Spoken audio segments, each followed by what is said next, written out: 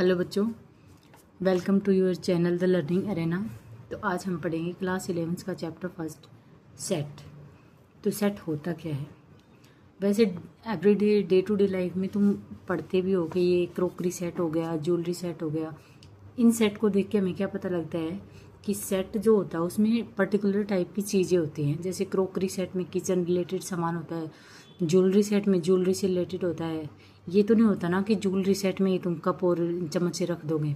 तो इस चीज़ से ये है कि सेट एक पर्टिकुलर टाइप की चीज़ें होती हैं सेट में, ठीक है। ये तो हमारी नॉर्मल डेफिनेशन हो गई। अब मैथमेटिकली इसको कैसे डिफाइन किया गया है सेट को, कि set is a well defined collection of object. मतलब ऑब्जेक्ट का वेल डिफाइंड कलेक्शन होता है। अब इसमें एक वर्ड है वेल डिफाइंड। ये वेल डिफाइंड क्या होता है? वेल डिफाइंड ये होता है कि जो पर्सन टू पर्सन चेंज नहीं होती जिसकी डेफिनेशन, ठीक है। अगर मतलब कोई क्वेश्चन है तो उसका आंसर तुम भी वही दोगे, मैं भी वही दूंगी, और कोई थर्ड पर्सन भी वही देता है। वो होता है हमारा वेल डिफाइंड। कुछ एग्जांपल्स के थ्रू हम समझते हैं कि वेल डिफाइंड होता क्या है। जैसे collection of all months of a year, मतलब एक साल में के सारे महीनों का जो कलेक्शन है वो सेट है, वेल डिफाइंड है। कैसे? सबको पता है कि एक साल में 12 महीने ही होते हैं, ठीक है। तुम भी यही बताओगे कि 12 महीने होते हैं, मैं भी यही बताऊंगी। कोई थर्ड पार्टी से अगर हम पूछते हैं तो वो भी यही बताएगा। तो ये है वेल डिफाइंड। मतलब ये पर्सन टू पर्सन चेंज नहीं हो रहा। कोई ये नहीं बोलेगा कि नहीं भाई एक साल में तो 13 महीने होते हैं, ठीक है। नेक्स्ट एग्जाम्पल है हमारा collection of all vowels of English alphabet. सबको पता है कि इंग्लिश में हमारे 5 ही वोवल्स हैं, AEIO U, ठीक है। तो ये आंसर, इस क्वेश्चन का आंसर हमारा पर्सन टू पर्सन चेंज तो नहीं हो रहा ना, ठीक है। तो ये हो गया वेल डिफाइंड। जैसे collection of first 5 odd number. First 5 odd number क्या होंगे हमारे? 3, 5, 7, 1, 3, 5, 7, 9, ठीक है। ये होंगे हमारे फर्स्ट 5 ओड नंबर। तो सबका आंसर सेम ही रहने वाला। सबको पता है कि फर्स्ट 5 ओड नंबर हमारे यही हैं। नेक्स्ट है हमारा collection of all natural number less than 7। Less than 7 कितने नेचुरल नंबर होंगे हमारे पास? तो लिखते हैं हम 1, 2, 3, 4, 5, 6। ये हमारे पास नेचुरल नंबर हैं जो लेस देन 7 है। तो सबको पता है। तो ये हो गया हमारा वेल डिफाइंड। अब हम थोड़ा सा ये समझते हैं कि वेल डिफाइंड जो चीज़ें वेल डिफाइंड क्या नहीं होती। जैसे हमारा कलेक्शन ऑफ 3 इवन नंबर। तो तुम बताओगे 3 इवन नंबर का हमें कोई कलेक्शन बनाना है तो तुम कुछ बना सकते हो। मैं 2, 4, 6 बना सकती हूँ। तुम 6, 8, 10 भी बोल सकते हो। कोई थर्ड पार्टी है वो कह सकती है 10, 12, 16 भी बोल सकती है। तो ये क्या हुआ कि पर्सन टू पर्सन चीज़ें चेंज हो रही हैं। इसका सेम आंसर तो नहीं है ना। तो ये वेल डिफाइंड नहीं है, ये नॉट वेल डिफाइंड है। जैसे दूसरा कोई एग्जांपल लेते हैं हम, कलेक्शन ऑफ 3 बेस्ट क्रिकेटर्स। अब मेरे लिए कोई 3 बेस्ट क्रिकेटर कोई हो सकता है, तुम्हारे लिए कोई हो सकता है, ठीक है। तो आंसर क्या है हमारा? चेंज हो रहा है पर्सन टू पर्सन। तो ये भी वेल डिफाइंड नहीं है। थर्ड है कलेक्शन ऑफ 5 बेस्ट मूवीज़। वही चीज़ है, तुम्हारे लिए कोई 5 बेस्ट मूवीज हो सकती है, मेरे लिए कोई हो सकती है। मतलब ये भी पर्सन टू पर्सन चेंज हो रहा है। तो ये भी वेल डिफाइंड नहीं है। इसको हम सेट नहीं बोलेंगे, ठीक है। जो वेल डिफाइंड होता है जिसका answer person to person change नहीं होता, वही होता है हमारे पास वेल डिफाइंड। अब सेट्स के बारे में कुछ इंपॉर्टेंट पॉइंट्स हैं जो सेट पढ़ने से पहले हमें ये याद रखने हैं क्वेश्चन सोल्व करने से पहले, ठीक है। क्या है कि sets are usually denoted by capital letters ABC या एटिसेट्रा। मतलब सेट, कोई सेट है तो उसको हम, जैसे ये है हमारे पास सेट, तो हम उसको कैपिटल लेटर से डिनोट करते हैं, स्मॉल से नहीं, ठीक है। Objects, elements and members of a set are synonymous term. क्या कह रहा है कि हम इसमें जो ये होते हैं ना मेंबर, इनको हम ऑब्जेक्ट्स भी बोल सकते हैं, इनको हम मेंबर्स भी बोल सकते हैं, इनको एलिमेंट्स भी बोल सकते हैं। ये सेम ही टर्म है हमारे पास। नेक्स्ट है हमारे पास the elements of a set are represented by small letters. इसमें जो हमारे सेट में कोई जो होते हैं एलिमेंट हो या मेंबर बोलो या टर्म्स बोलो या ऑब्जेक्ट्स बोलो, वो हमारे पास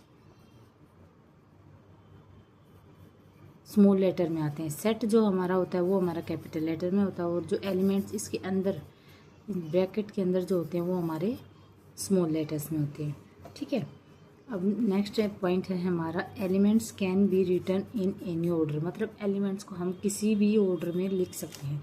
अगर जैसे हमारे पास ये है कि वोवल को लिखो, वी कोई सेट है इंग्लिश के वोवल्स का, तो ए ई आई ओ यू, एक तो हमने इस टाइप से लिख दिया, लेकिन हम इसको इस टाइप से लिखेंगे तो भी हमारा गलत नहीं है, हम इसको किसी भी ऑर्डर में लिख सकते हैं। ठीक है, ज़रूरी नहीं कि हम इसको अल्फ़ाबेटिकल ऑर्डर ही लिखेंगे, किसी भी ऑर्डर में लिख सकते हैं एलिमेंट्स को। ठीक है, जैसे दूसरा एग्जाम्पल लेते हैं, हमारे पास 5 नंबर है, 1 2 3 4 5। हम इसको हम इसको इस तरीके से भी लिख सकते हैं 2 3 5 1 4, या हम इसको इस तरीके से भी लिख सकते हैं 2 5 1 3 2। मतलब हम इसको कैसे भी लिख सकते हैं, ज़रूरी नहीं कि जो ये ऑर्डर है हम इसी में लिखेंगे। ठीक है, ये पॉइंट ये कह रहा है। नेक्स्ट पॉइंट है हमारे पास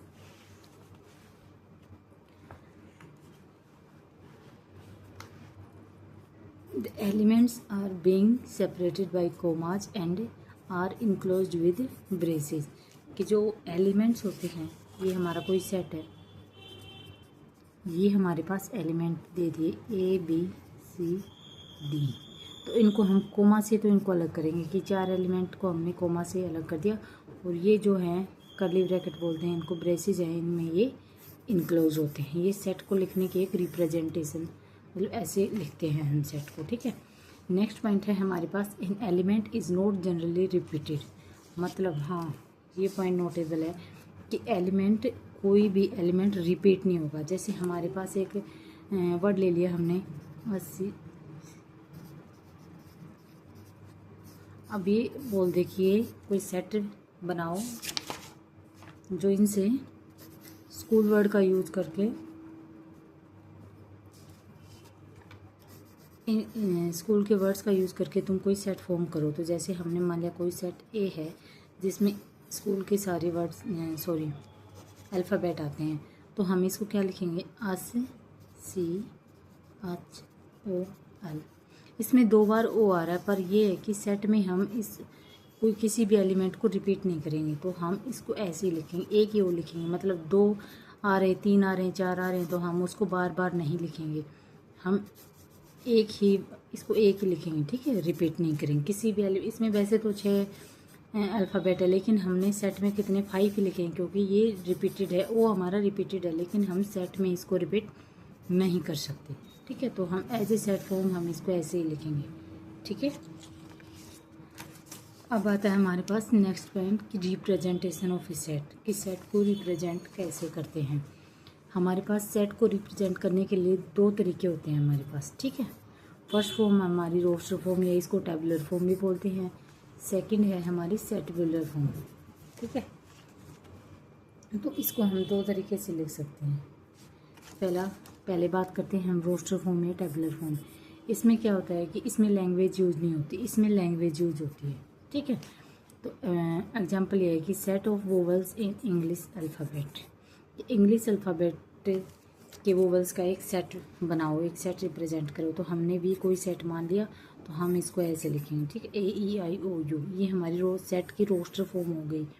हम इसको ऐसे भी लिख सकते हैं ई आई यू ओ ए, मतलब ऑर्डर का तो कोई इशू है ही नहीं, किसी भी ऑर्डर में लिख सकते हैं। ठीक है, नेक्स्ट एग्जांपल है हमारा set of all natural number less than 7 से जितने भी नेचुरल नंबर हैं छोटे, वो उनका एक सेट बनाओ। तो ये हमने कोई सेट मान लिया और हमने इसको लिख दिया, ये बना दिया हमने सेट। अब आती है हमारे पास दूसरी फॉर्म क्या है हमारे पास, सेट बिल्डर फॉर्म।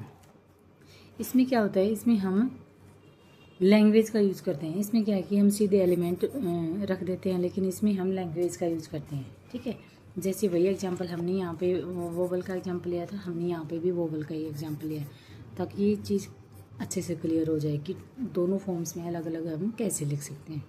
ठीक है, तो हमने भी कोई सेट मान लिया जो कि कैपिटल लेटर से डिनोटेड है, तो एक्स।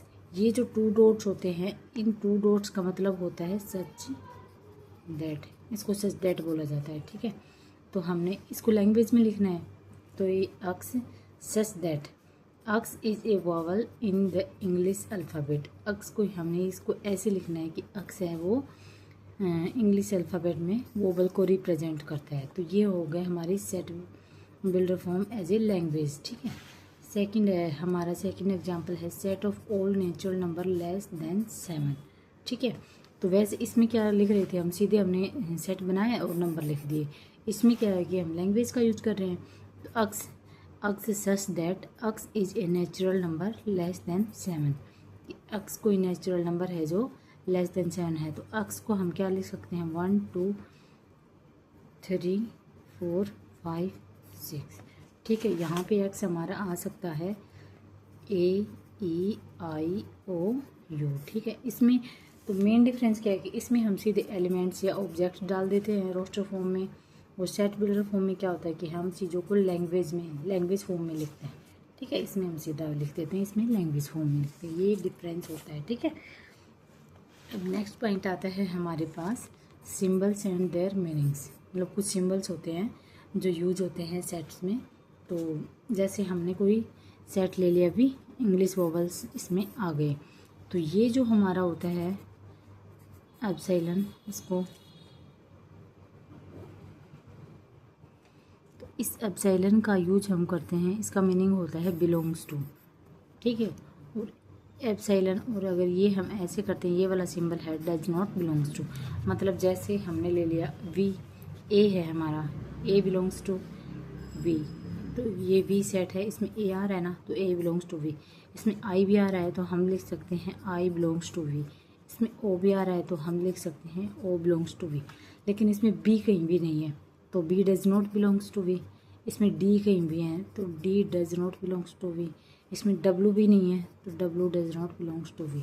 तो ये होता है हमारा मतलब इन सिंबल्स का जो यूज होता है वो सारे चैप्टर में ही होगा लगभग।